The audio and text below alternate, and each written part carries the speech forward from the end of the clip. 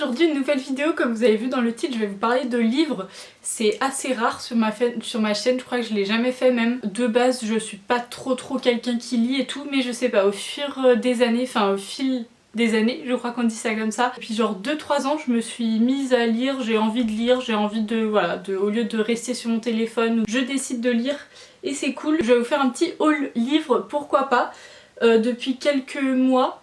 Je dirais depuis, là on est en juillet, août, depuis mars, avril, enfin début du confinement, je collecte quelques livres par-ci par-là. Du coup je vais tous vous les montrer dans cette vidéo et c'est parti. Alors juste avant le confinement j'ai été à la Fnac pour me promener et je suis tombée sur un livre qui me donnait super envie de MC Beaton. C'est Agatha, enfin les enquêtes d'Agatha Raisin, c'est genre une petite série. Et le livre là c'est Voici venir la mariée, pardon, donc la couverture est comme ça. Pas les livres d'enquête un peu ça me parlait. Du coup je vais vous lire le résumé en gros. C'est en traînant les pieds qu'Agatha Raisin se rend au mariage de son ex, Jem Lacey, et en pince encore pour celui qui l'éclabousse avec son nouveau bonheur. Le jour des noces, coiffée de son plus beau chapeau, Agatha jubile de voir que l'hôtel est vide. La mariée n'est pas là, et pour cause elle a été retrouvée avec une balle dans le corps avant même de pouvoir dire oui. Il y a un petit problème en effet, et du coup voilà, elle va mener, en fait c'est une détective privée, elle va mener l'enquête un peu de son côté avec la police, il va y avoir plein de rebondissements. J'ai aimé, j'ai eu un peu du mal à le finir, je trouve que des fois c'était un peu long. Après il est pas très gros, enfin il fait genre 300 pages, il est pas hyper gros en gros, et puis c'est un petit livre de poche genre, donc c'est pas immense non plus. Mais voilà, vers la fin c'était un peu long, c'était un peu lent, je me suis dit oui, encore des rebondissements et encore des rebondissements, et ça n'en finit pas, au final il se passe un peu n'importe quoi et tout. Après c'était quand même cool, je sais pas trop si je lirai les autres de la série Agatha Raisin Enquête, mais pourquoi pas, si vous avez un petit livre à lire comme ça au bord de la plage pour cet été ou pour vous détendre. Ensuite, pendant le confinement j'ai acheté un livre sur Vinted, mais j'ai demandé à la personne de me l'envoyer que après le confinement. Sur Vinted j'en avais trouvé, il y en a plein de tous les auteurs, de tous les styles, il y a plein de livres de recettes de cuisine aussi. J'avais acheté celui de Virginie Grimaldi, Le parfum du bonheur est plus fort sous la pluie. En fait j'avais entendu parler de cette auteur, je sais pas comment on dit, par la youtubeuse instagrammeuse Stiltonic, donc Laure de son prénom, elle en parlait beaucoup sur Instagram. Et je sais pas, directement dès que j'ai vu les premières de couverture, dès que j'ai lu le résumé et tout, je me suis dit que ça pourrait être super cool. Du coup j'ai commandé celui-là et j'ai adoré, vraiment c'est un livre, j'ai été bouleversée du début à la fin, j'ai adoré ce livre vraiment, enfin je sais pas, je saurais même pas comment décrire, mais j'ai adoré. Du coup je vais vous lire le résumé. Donc entre guillemets, je veux qu'on divorce, point. Il aura suffi de 5 mots pour que l'univers de Pauline bascule. Installée avec son fils de 4 ans chez ses parents, elle laisse les jours s'écouler en attendant que la douleur s'estompe, jusqu'au moment où elle décide de reprendre sa vie en main. Si les sentiments de Ben se sont évanouis, il suffit de les réanimer. Chaque jour, elle va donc lui écrire un souvenir de leur histoire. Mais cette plongée dans leur passé peut faire ressurgir les secrets les plus enfouis. Du coup c'est, comme le résumé l'indique, Pauline qui vient de divorcer de son mari, enfin son mari a décidé de divorcer, elle voulait pas. Du coup elle est un peu en dépression et tout, et du coup elle décide d'écrire des lettres pour rappeler quand ils étaient jeunes, quand ils se sont rencontrés, leur première soirée, la première fois qu'ils ont aménagé dans leur appartement et tout et tout. Plus les pages défilent, plus on apprend des trucs de leur passé, par quoi ils sont passés, ça avait beaucoup de mots passés. Mais voilà, j'ai adoré, vraiment, j'ai rigolé des fois, j'ai pleuré la moitié du livre parce que vraiment moi on parle d'un truc et je fonds en larmes. C'était hyper bien, je vous le conseille vraiment. Il y a plein de livres de cet auteur sur Vinted, donc si vous voulez plonger, voir ce que fait cet auteur en plus, je vous conseille vraiment Vinted. Mais voilà, Le parfum du bonheur est plus fort sous la pluie, j'ai adoré. Ensuite, il y a quelques semaines, ouais c'était ça, c'était mi-juin je crois, fin juin, à Leclerc, moi je vais faire mes courses à Leclerc, il y avait une offre pour 3 livres de poche achetés. Non, 2 livres de poche achetés, 1 offert. J'ai sauté sur l'occasion et en fait j'ai repris 2 autres de Virginie Grimaldi, oupsie. D'abord j'ai pris Le premier jour du reste de ma vie, donc qui se présente comme ça en livre de poche aussi, et je crois que celui-là il a été adapté en film ou en série. Et ça me dit quelque chose et ma maman connaissait de nom aussi. Le résumé il est un peu long, je vais vous le faire plus court. Marie a tout préparé pour l'anniversaire de son mari, décoration de l'appartement, gâteau invité, tout y compris sa surprise. À 40 ans elle a décidé de le quitter. Marie a pris un aller simple pour ailleurs. Pour elle c'est maintenant que tout commence. Vivre enfin. Elle a donc réservé un billet sur un bateau de croisière pour faire le tour du monde. À bord, Marie rencontre deux femmes qui, elles aussi, sont à la croisée des chemins. Et du coup voilà, au fil de leurs aventures, parfois déjantées, elles pleurent et rient ensemble à la reconquête du bonheur. Donc voilà, en fait c'est Marie, ça commence par Marie qui, je crois que son mari s'appelle Rodolphe, elle lui fête son anniversaire et ça, son cadeau d'anniversaire à lui c'est que elle s'en aille. Et voilà, et elle rencontre deux femmes, Anne et Camille, qui sont trop touchantes, trop mignonnes, du coup elles vont passer la croisière ensemble toutes les trois. Il va se passer plein de trucs, chacune a une histoire différente, du coup on a 3 points de vue différents, 3 passés différents, 3 futurs différents aussi. Voilà, c'est hyper bien. J'ai vraiment adoré vraiment ce livre. Mais je sais pas, en fait le premier, le parfum du bonheur est plus fort sous la pluie. Il m'a tellement mis un choc que j'ai l'impression qu'on peut pas faire plus. Même si ça j'ai adoré aussi. Mais il est où celui que je suis en train de lire là? J'en ai un autre. Il m'en manque un. Il est là. Là ça se passe, je crois que c'est sur 3 ou 4 mois sur un bateau. Elles font le tour du monde, elles visitent plein de villes, elles rencontrent d'autres gens à bord du bateau, pas en dehors du... enfin en dehors du bateau justement. Et voilà, il se passe plein de trucs. J'ai adoré aussi ce livre, le premier jour du reste de ma vie. Ensuite j'ai oublié de vous présenter celui-là parce que je suis en train de le lire. J'étais en train de le chercher parce que je comprenais pas où je l'avais mis. C'est de toujours Virginie Grimaldi, de toute façon voilà, je vais me faire graver son nom ici je pense. Quand nos souvenirs viendront danser. Donc lui je suis en train de le lire, je l'ai commencé hier soir, donc j'ai lu pour l'instant 37 pages. Je vais vous lire aussi le petit résumé du coup. Lorsque nous avons emménagé Impasse des Colibris, nous avions 20 ans. Ça sentait la peinture fraîche et les projets. Nous nous prêtions main forte entre voisins en traversant les jardins non clôturés. 63 ans plus tard, les haies ont poussé et nous ne nous adressons la parole qu'en cas de nécessité absolue. Quand le maire annonce qu'il va raser l'impasse, nos maisons, nos mémoires, nos vies, nous oublions le passé pour nous allier et nous battre. Et du coup, tous ensemble, en fait, tous les gens de l'impasse des Colibris, donc c'est des octogénaires, enfin entre voilà, 70-80 ans, ils décident de tous se mettre ensemble pour se dire bah non on veut pas qu'on détruise notre maison, je crois que c'est pour en faire une école et un parking. Le personnage principal décide d'écrire des lettres en fait pour raconter son passé, pour raconter comment elle s'est installée, etc. Raconter comment elle a fait sa vie dans cette maison et dans cette impasse et dans ce quartier. J'en suis que au début mais ça a l'air super cool.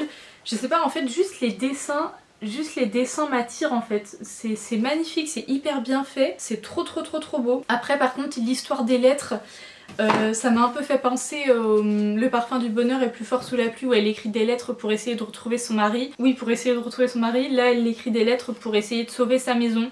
C'est un peu le même principe, je vais voir à la fin du livre si j'aime bien ou si j'aime pas. Mais voilà, du coup j'ai acheté celui-ci aussi il y a pas longtemps et j'ai commencé à le lire et je vais terminer juste après je pense dans mon jardin là au soleil. Toujours la même personne, voilà, on ne prononce plus le nom.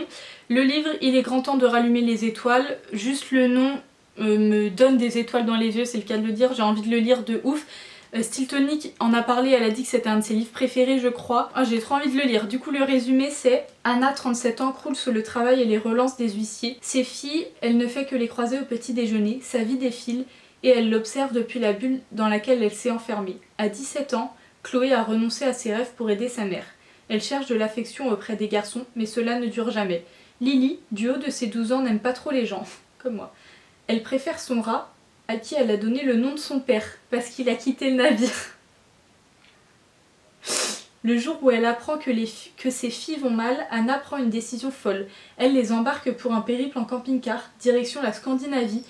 Si on ne peut plus revenir en arrière, on peut choisir un autre chemin. Voilà, juste la morale du résumé a l'air ouf. Voilà, je suis trop pressée de le lire celui-ci. Je pense que je vais me dépêcher de finir quand nos souvenirs viendront danser. Je lis celui-ci juste après. Il a l'air magnifique. Je vais avoir une bibliothèque après, ça va être génial, je suis super contente. Du coup encore une fois, tous les livres de Virginie Grimaldi, j'essaierai de vous mettre des liens Vinted ou des... Il doit y avoir des boutiques Vinted qui vendent que des livres. Parce que je vous conseille vraiment de les acheter sur Vinted. Après c'est un livre, c'est pas non plus voilà. Toujours mieux, il y a quelqu'un qui veut s'en débarrasser, vous l'avez pour quelques euros moins cher. Donc voilà, je vous conseille de les acheter sur Vinted. Et ensuite du coup, comme je vous ai parlé, pour l'achat de 3 livres de poche, il y en avait un offert. Mais c'était sur une sélection, du coup en fait j'en ai pris un de Rachel Joyce qui s'appelle La lettre qui allait changer le destin d'Harold Fry. Ouais. Toujours une histoire de lettres, je sais pas ce que j'ai avec les lettres. Je vais vous lire du coup le petit résumé. Il aura suffi d'une lettre, la lettre d'adieu d'une amie qui se meurt pour jeter Harold Fry sur les routes d'Angleterre. Quelques sous en poche, une paire de chaussures, bateau et l'espoir de la revoir une fois encore. Cottage après cottage après cottage, bocage après bocage, Harold marche, persuadé que tant qu'il avance, son ami vivra. Il marche et repense à sa vie. 1000 kilomètres parcourus pour que le destin d'Harold Fry rejoigne celui de sa femme, son fils, son ami et tous ceux qu'il croise sur la route. Voilà, ça a l'air cool, j'avais lu le résumé, ça me fait penser un peu au style de Virginie Grimaldi, vous savez, écrire des lettres pour retrouver les gens, on va d'un point A à un point B, il y a plein d'embûches entre les points A et B, etc.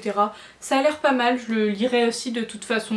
Peut-être pas maintenant. Ensuite, je vous en ai parlé je crois sur Instagram. Ah oui, sur Instagram aussi, j'ai oublié de vous dire. Sur mon profil Instagram c'est Blandine June, comme le nom de cette chaîne YouTube, tout attaché en minuscule. J'ai une petite story à la une, ça s'appelle Books. Voilà, je parle des livres, là je vais mettre ceux-là en story là cet après-midi. Mais voilà, je parle des livres que j'achète, que je termine, je vous fais un mini résumé des livres que je termine, si j'ai bien aimé, oui ou non. Et voilà, et du coup je vous ai parlé de ce livre-là que j'ai eu à mon anniversaire qui s'appelle Culotté par Pénélope Bagieux. Je vous en ai aussi parlé dans un vlog que je vous affiche en haut ici. C'est du coup ça se présente sous forme de BD et je crois qu'il y a plusieurs tomes. Enfin là c'est le tome 1, donc le bleu, et je crois qu'il y a un autre rouge et un jaune. Je suis pas sûre pour le jaune, je crois qu'il y a un rouge, le numéro 2. Mais voilà, c'est des femmes qui ne font que ce qu'elles veulent, donc c'est un peu des féministes, un peu des femmes qui... Par exemple, il y en a une, elle a décidé de se laisser pousser la barbe parce qu'elle aimait bien et parce que pourquoi pas, elle fait ce qu'elle veut de toute façon. Et voilà, c'est plein de trucs comme ça, des championnes olympiques qui sont hyper reconnues, des meufs qui se sont battues pour leur pays, pour leurs droits et tout. Du coup c'est hyper cool, ça se présente du coup sous forme de BD comme ça. Les dessins sont super bien faits, c'est super joli, le livre même est magnifique, il y a des reflets, je sais pas si vous verrez, mais voilà, c'est en reflet. Voilà, j'ai adoré ce livre aussi, on me l'a offert mais il est trouvable à la Fnac je crois. Il est hyper cool, je vous le recommande vraiment, ça se lit hyper rapidement, je l'ai lu en une après-midi, enfin après c'est des petites bandes dessinées donc c'est pas non plus de la grande lecture. Mais voilà, pour vous instruire un peu, pour avoir un peu de girl power dans votre vie, c'est cool. Ensuite, là actuellement je filme complètement à l'improviste, j'avais pas vraiment prévu de filmer aujourd'hui mais là je viens de revenir de racheter des livres parce que j'ai de la chance, mes parents ont, je sais pas si ça se trouve partout, c'est avec leur travail, ils ont des chèques lire, enfin en fait c'est comme des petits chèques culture mais que spécialement pour les livres, du coup ils ont plusieurs chèques et des chèques d'un certain montant. Et du coup avec je suis allée m'acheter quelques livres et aussi d'autres livres mais pas pour moi parce qu'il n'y a pas que moi dans cette famille. J'en ai acheté un de Don Miguel Ruiz qui s'appelle Les 4 accords Toltec. Je pense que vous en avez entendu parler, enfin moi j'en avais déjà entendu parler vaguement, je sais pas, ou peut-être dans une vidéo, dans un film, par-ci par-là, mais je m'étais pas trop penchée sur ça. Et je crois que c'est Oria dans sa story Instagram ou dans une vidéo YouTube, elle en a parlé et elle a dit que ça avait changé sa perspective de vue, de vie sur plusieurs trucs. Du coup voilà, je vais lire ça, je pense que ça a l'air super cool. Puis voilà, c'est sur le développement personnel, enfin voilà, tout ce qui est, j'essaye de m'intéresser un peu plus à ça. Et il y en avait un, je suis tombée dessus, je sais pas pourquoi, il me faisait envie. Ça s'appelle Zéro déchet, enfin, c'est de la marque Larousse, enfin c'est de Larousse. C'est du coup un petit guide de comment, peut-être que je vous montre de près. Par exemple changer de produit cosmétique, la cosmétique en vrac, ça m'a hyper parlé. Je l'ai feuilleté vite fait. Voilà, par exemple un ménage propre, donc comment faire le ménage chez soi pas en achetant des trucs qui polluent la planète de ouf. Je l'ai pas payé cher, je l'ai payé 7,95 €, mais je crois qu'il est passé à 7,50 €, un truc comme ça. Ça a l'air cool aussi, du coup voilà, je pense pas que ce soit un livre à lire comme ça, mais voilà, à feuilleter de temps en temps quand on veut des idées. Du coup voilà pour tous mes petits livres. Si ça fait quand même 1, 2, 3, 4, 5, 6, 7, 8, 9, ça fait quand même 9 livres. Il y a la moitié que j'ai lu, la moitié que j'ai pas encore lu, du coup ça va me faire tout mon été je pense. Je suis super contente de m'intéresser de plus en plus aux livres. Je sais pas pourquoi, j'adore lire, ça passe le temps au lieu de passer mon temps sur mon ordi ou mon téléphone.